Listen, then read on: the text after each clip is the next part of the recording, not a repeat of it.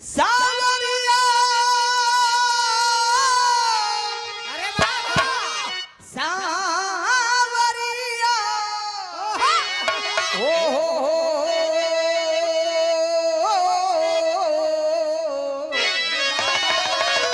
संवरिया हो भोले बाबा जोगिया हो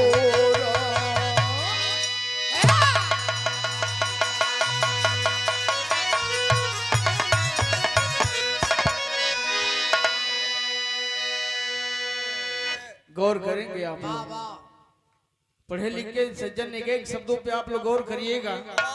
लिखने वाले ने गजब की लाइन लिखा है, भूमिका से भाव मिलेगा। बन के राजा शिकारी विपिन में गए, एक सूकर पे साधे निशाना जबर जबर भाग्य का था वह शूकर सुनो, बाण जाकर लगा हिरण को मान्यवर वह हिरण जो रतीलीन था, बाण लगते हिरणी पे ढहाया कहर कहर कर वह हिरणी दिया श्राप है, मेरी फुफन के तू गोरी भूरो कर बदल।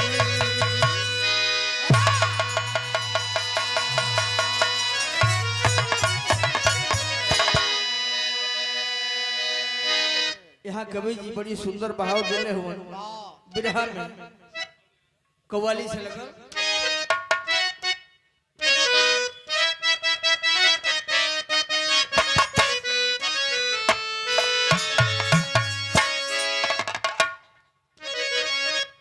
कव्वाली का बोल अरे आए मुसलमान नमाज पढ़ लो, अरे आए मुसलमान नमाज पढ़ लो, अभी मेरा सर कटा नहीं है।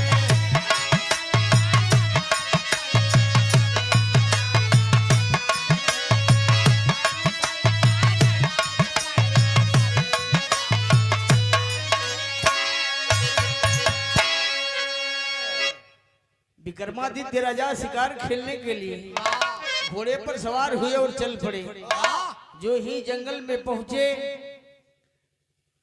सामने शिकार दिखाई दिया, एक सुअरा धनुष में बाण चढ़ा लिया राजा और निशाना साध करके बाण छोड़ना चाहते हैं। तब तक बगल में ही एक हिरन और हिरनी दोनों रतीलीन वासना में लिप्त थे। राजा बाण तो छोड़े सुअरे पर, धन्य है रे वो सुअरे की भाग, वह बाण सुअरे को न लग करके और रतीलीन जाकर के बाण लगा उस हिरण को। हिरण धरती पे धराशायी हो गया। राजा चल पड़े अपना शिकार उठाने के लिए। जो ही शिकार उठाने के लिए पहुंचे वही हिरणी शराब दे रही है। राजन आपको जीवों से खेलने का शौक है ना, आज मैं आपको शराब देती हूँ। क्या देता? अरे हत्यारे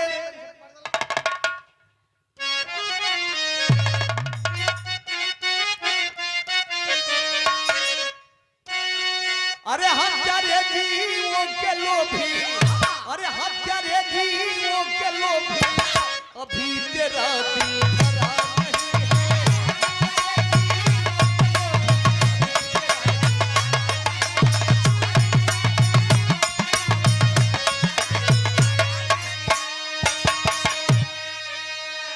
अरे हत्यारे जीवों के लोभी, अभी तेरा दिल भरा नहीं है। अरे रत्ती में लीन पति सघारे, अरे रत्ती में लीन पति सघारे, जमीर तेरा मरा नहीं।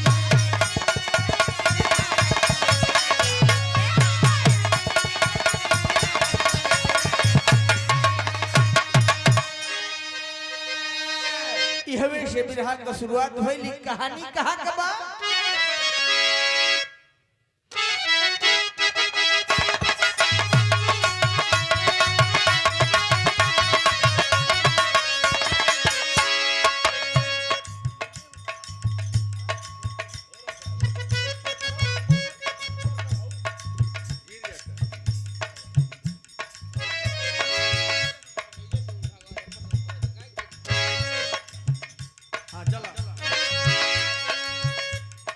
देती हूँ श्राप भूख तू कोढ़ी हो जाओगे, घर जाकर से जिया सुख नहीं नारी का पाओगे। लौटे नगर को राजा दरबार बुलाए, लौटे नगर को राजा दरबार बुलाए, दरबारियों से अपनी हकीकत को बताए।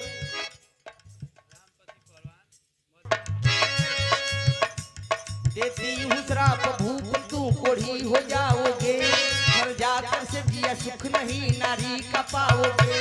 लौटे नगर को राजा दरबार बुलाए, दरबारियों से अपनी हकीकत को बताए।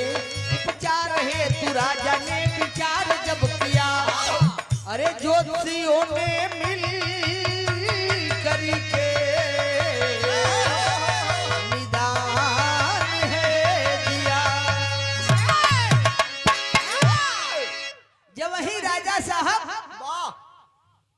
अपने शिकार को उठाने के लिए पहुंचे, ए पंचो, जब वही राजा साहब शिकार उठावे गईलन, हिरनी शराब दरज की है राजा, आपको जीवों से खेलने का शौक है ना, अपने दरबार में पहुंचेंगे आपका पूरा बदन कोढ़ का हो जाएगा। राजा साहब बोले कि हम राजा हो के आई कोढ़ बदन लेके कैसे धरती पर चलल। राजा केलन कहता था यहाँ तेरी कलाई लगल।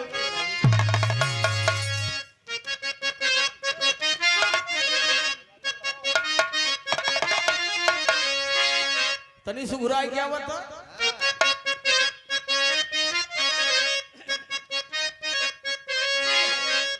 कि अरे मोरे राम बूढ़ लगा तब कमिए। अब हमारा तीनों फेस एकदम ठीक बा, आ तीनों फेस का गलत अर्थ मत लगाई जा। दिल दिमाग जवानी तीनों बरकरार बा। अरे वाह, तनी मोट हो गए हैं वही से छोट और ये बाकी हर काम फिट है। और वैसे बुढ़ऊ मेहरारू अपना मर्द के कहला लो, तो लोग का मर्द तो हम है ना, गाँव के लगे बिरहा होई, हमर मेहरारू सुनी कि हमारी मर्द के बुढ़ऊ कहत लोग बा, कितना कष्ट हुई ओकरा के। तो ऐसा मत कहल कर लो कि अरे मोरे राम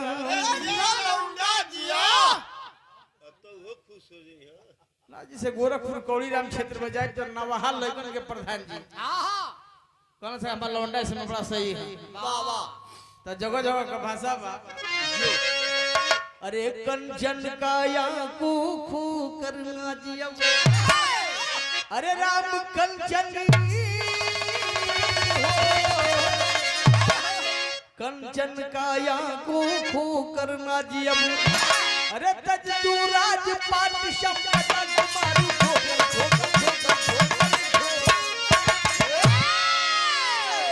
अरे जिया जानी जहां सुन हमारी गुजरिया, अब ही तक गोरी तोरी काटरे मरिया।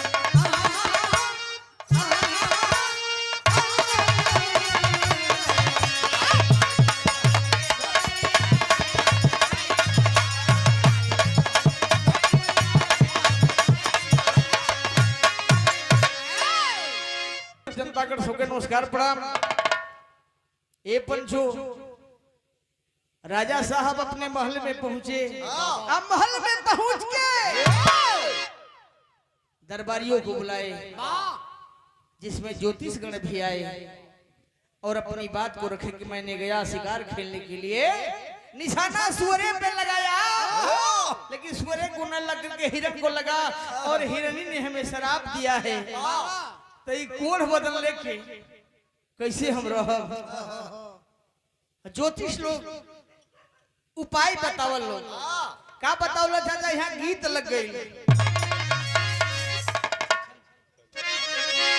अरे कहने लगे ज्योतिषी ज्ञान,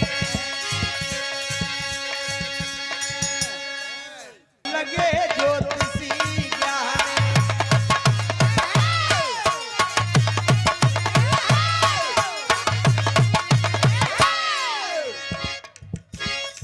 पहले कहे ना कि इतना मत पीटो के लोगों के ना बुझा, साफ साफ बुझाए के चाहिए। बुझाता कहने लगे ज्योतिषी ज्ञानी, हे महाराज विक्रमा,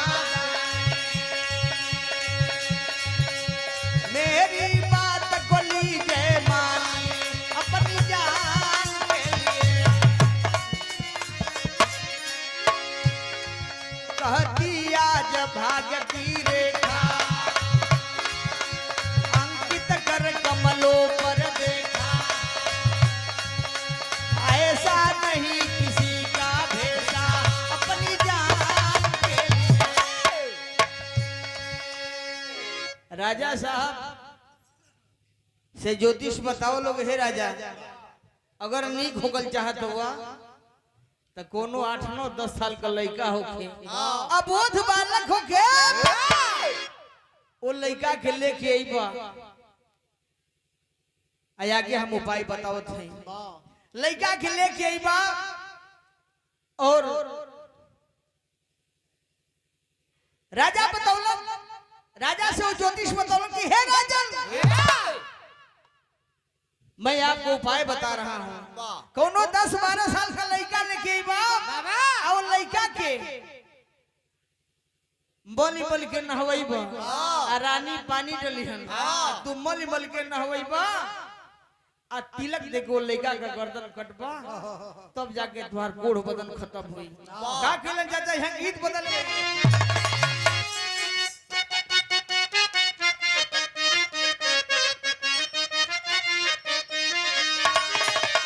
उहे गीत के बोलबा, अरे तहै पियावा, अरे तहै दुल्हा, अरे पियावा मिलल बगल मुंगवा बोल के सपनवा ये।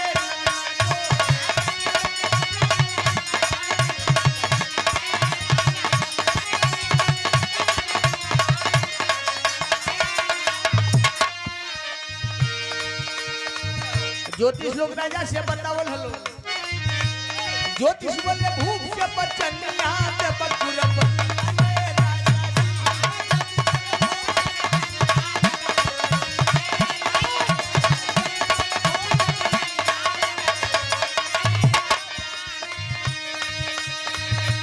रानी डल है पानी बंद कर है ऐसा बनवा,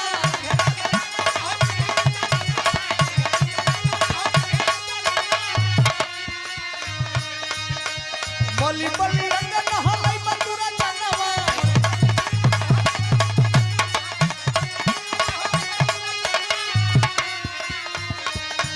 अरे तिलक लेके पकड़ बंदूरा दे बकुरब।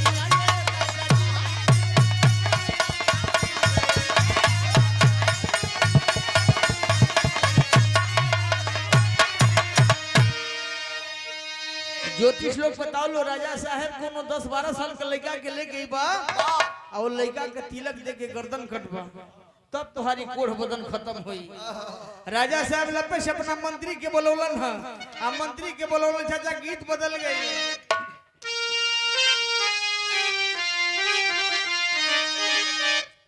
अरे दैया पहाड़ी पीर जब आई रे,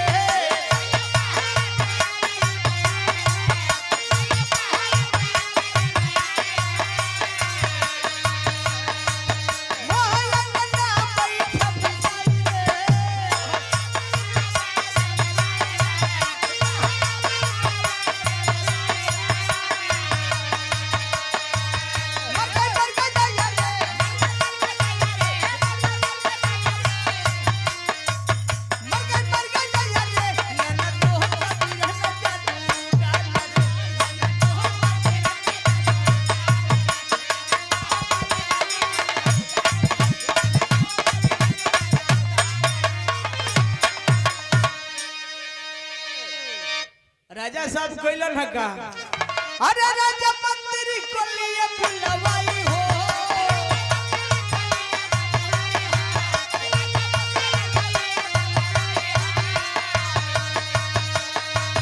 नगर में ढिढोरा पिटवाई हो,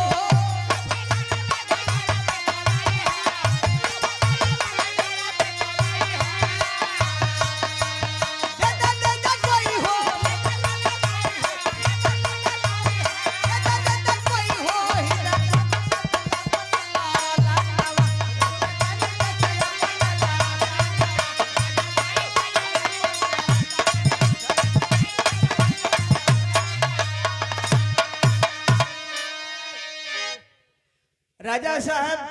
मंत्री घूम के नगर में ढिढोरा बजावत हो कि जे अपन 10-12 साल का लड़का देई वो करी काम। अरे मंत्री बोला कोई अपन देई जो ललनवा आ पाई वजन भर मुंह मांगा उधनवा।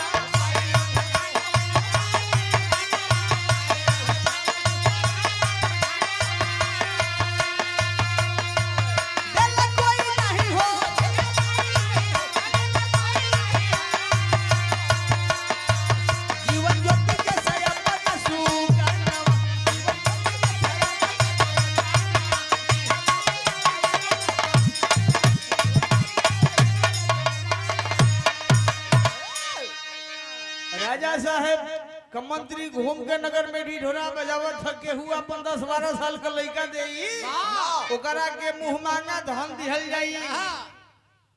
चारों तरफ ढिढोरा बजत बा लेकिन के अपन 10-12 साल का लड़का देई मुड़ी काटे खातिर के हत्या करावे खातिर के देई। लेकिन बाहरे दुनिया के लोग अरे सुना है भिखारी तो मन ललचाया। अरे सुना है भिखारी तो मन ललचाया अम्मा झीला ललन दे बवन करिया।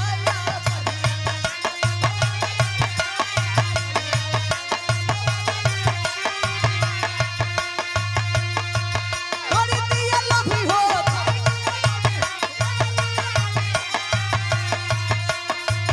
बाबा बेटा वाला थोड़ी दिशु मनवा बाबा बेटा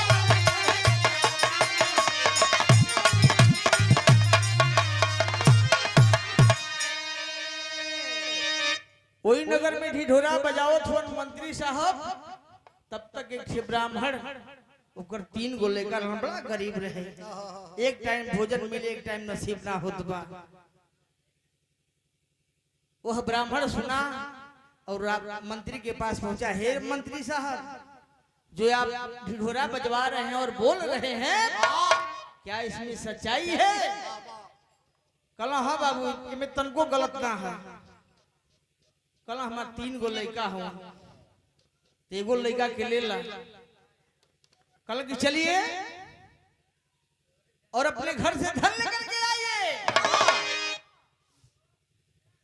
वो लड़का के मंत्री के हवाले कैलस कस के लड़का तोहार हो गइल है आ राजा के दरबार से अपना इच्छा अनुसार धन लेके अइलन है।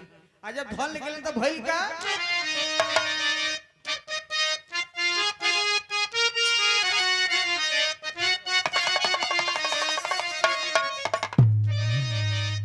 ए पंचो जब भी ब्राह्मण धन लेके आई और मंत्री लड़का के लेके जाए के तैयारी कैलन उस समय लड़कवा रो रो के कहत बा अरे बड़का पीरनवर हवन बाबू के पगरिया मोरे राम बाबू के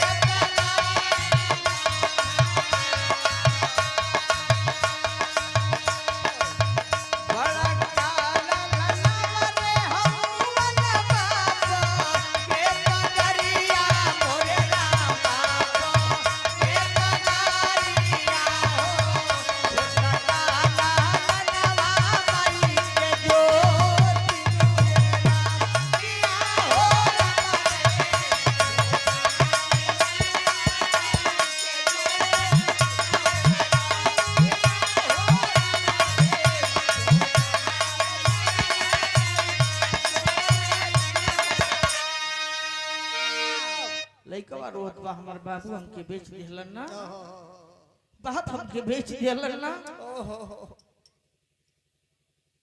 रो रो कर पर बड़का लइका बाबूजी के पगड़ी है दहिना बाई है छोटका भाई हमर माई के आंखी के तारा है एगो बीच वाला हम ही अब भागा बारी ना अरे अपन ललनवा रे बेचल सब बाप एई मनवा मोरे राम बाप एई मनवा हो बदले में लाला भरी के मोती हेरा किया हो रमरे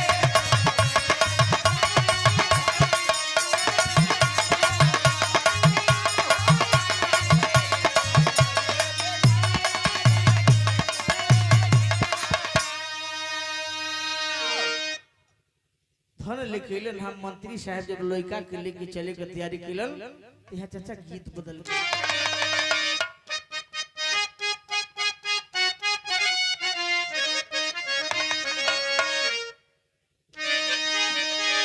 ये गीत सबका चीर परिचित बा इसे ढेर मजा हो रहे में बा। अरे बचवाया भागा रोवे धाई के पयरिया, अरे बचवाया भागा रोवे धाई के पयरिया, बेच जनी दूसरे का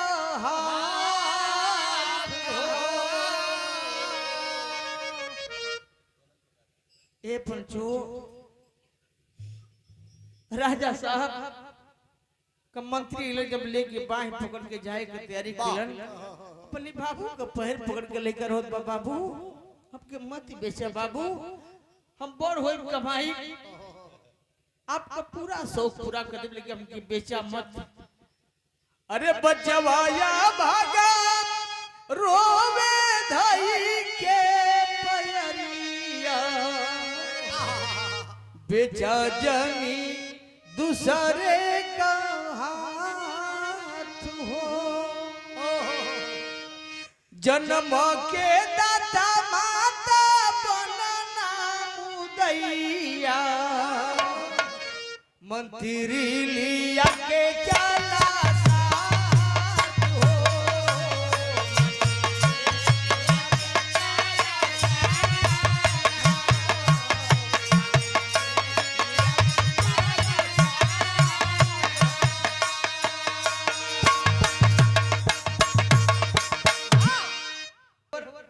मंत्री साहब लड़का के लेके आज जब राज दरबार की ओर चलन कभी जी अल्लाह कलाई दहलन।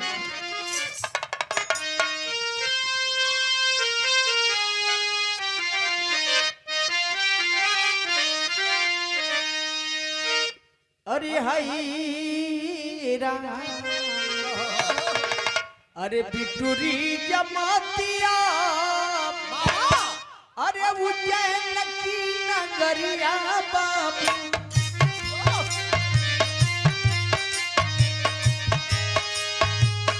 बिकर मात दी हर एक बालक बलिदान,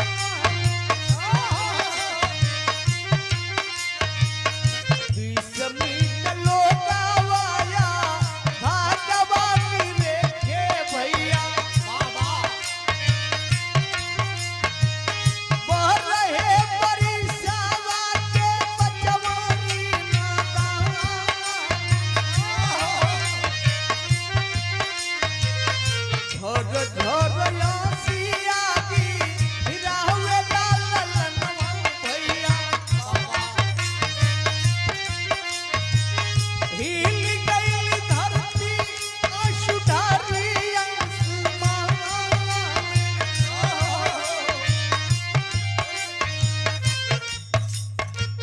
कोई के लचारी लाल नील खेला लोगवा भैया,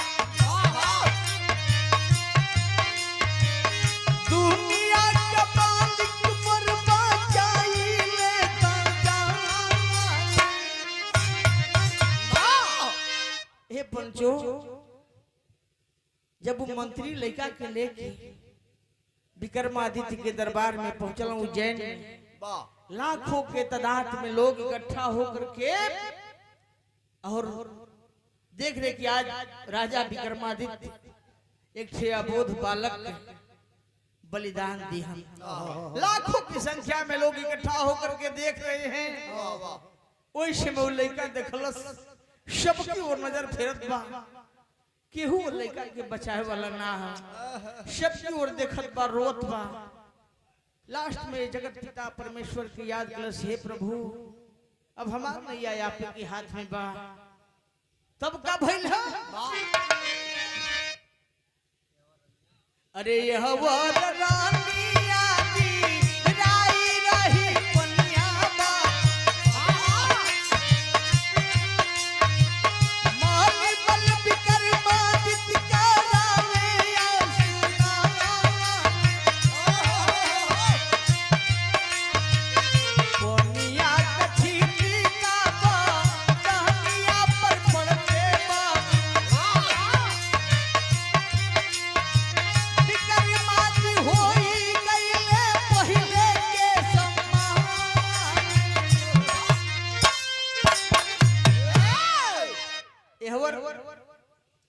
वो ज्योतिषन के बतौला के हिसाब से रानी साहिबा वो 12 साल के लड़का की सर पर पानी गिराओ थे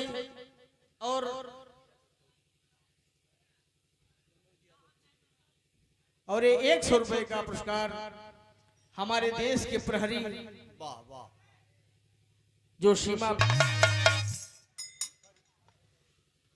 राजा साहब वो लड़का का बदन के मलत हो रानी साहिबा पानी गिरावत है तब तक वो बदन से टच होके पानी वो लड़का का बदन से टच होके राजा के शरीर में जब टच भइल पानी जब वही छिटका पड़ल शरीर पर राजा के जब कोढ़ बदन रहल वाह वाह वो ठीक हो गई। राजा साहब वो लड़का के अखबारी में पकड़ के अच्छे बात कहलन चाचा खड़ी कलाई में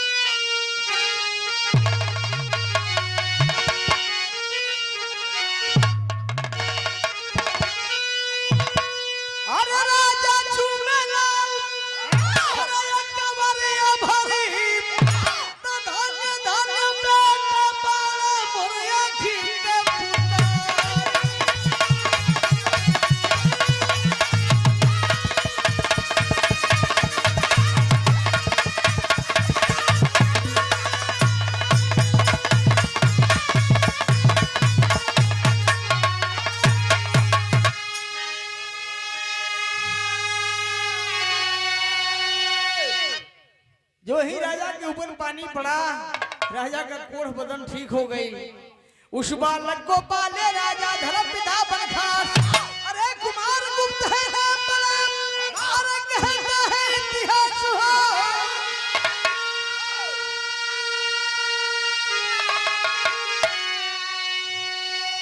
अरे रह गया महल में राजा का इला सुधरी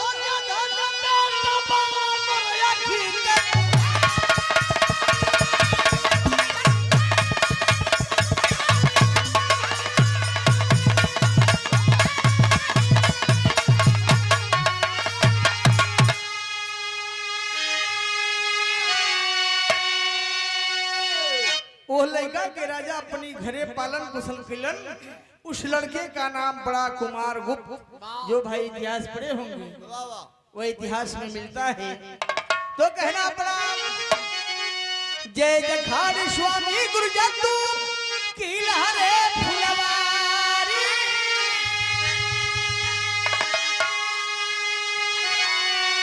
श्री नारायण संगम मितवयाध बिहारी